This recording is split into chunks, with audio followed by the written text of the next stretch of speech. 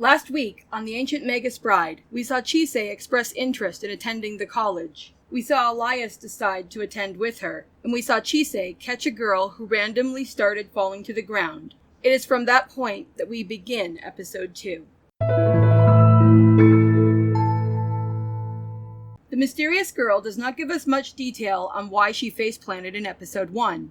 She does tell Chise she suffers from anxiety. Chise has a great moment after giving the girl some herbal things to help her relax, where a chibi version of Elias pops up in her imagination to remind her that it's good form to ask for something in exchange. We see the return of Alice, who was mentioned in episode 1 via a text message. She's looking a lot less femme, but there's a great reason for it. She has made a pact with Will-o'-the-Wisp to be her familiar, and he made her a satchel to hold one of his colds using strands of her hair.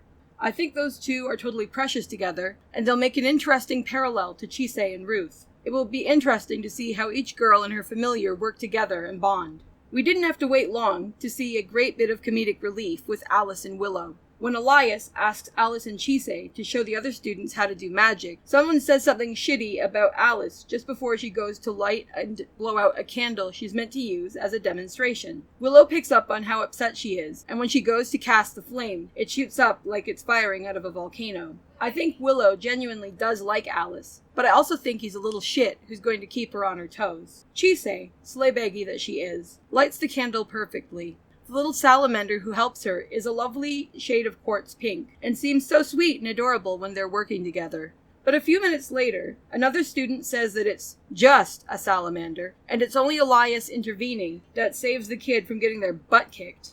The confidence in this classroom isn't to say that everything for Chise is all sunshine and roses. A guy named Ryan tries to get her to teach him magic after he discovers he has no aptitude with the Fae. To them, he smells like rust. Fairies and Celtic myth don't like iron, so rust is going to smell even worse. He needs to pack it in before he does something dumb and gets seriously hurt or killed. Chise also needs to recognize that while she's had excellent training from Elias, she can't teach while she's still learning herself.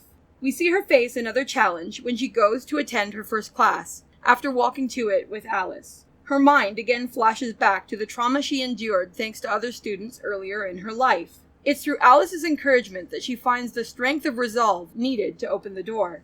The tension of the scene gets broken by the new professor, who proceeds to tell the students they can refer to him as professor or narcissist. I laughed out loud at that one.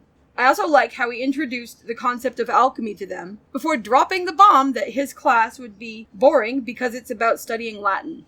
The last thing I want to touch on before I wrap this up is the final shot at the very end of the after-credits sequence. We see that one of Chise's eyes is now bluish-gray, like it was during her trade with Cartathilus. Does this mean that both of her eyes being green this season has been some kind of magical illusion? Or has something once again happened to Chise? I hope we'll get some answers next week. As expected, this week's episode of The Ancient Magus Bride did not disappoint. We've seen some nice growth for the characters, and on top of all I talked about, there was also the strange sealed door right before the credits rolled. Have you watched episode 2? What part grabbed your attention? If you're interested in starting the series, it can be found on Crunchyroll. Thanks for dropping by to discuss the latest episode with me. I'll catch you in the next video.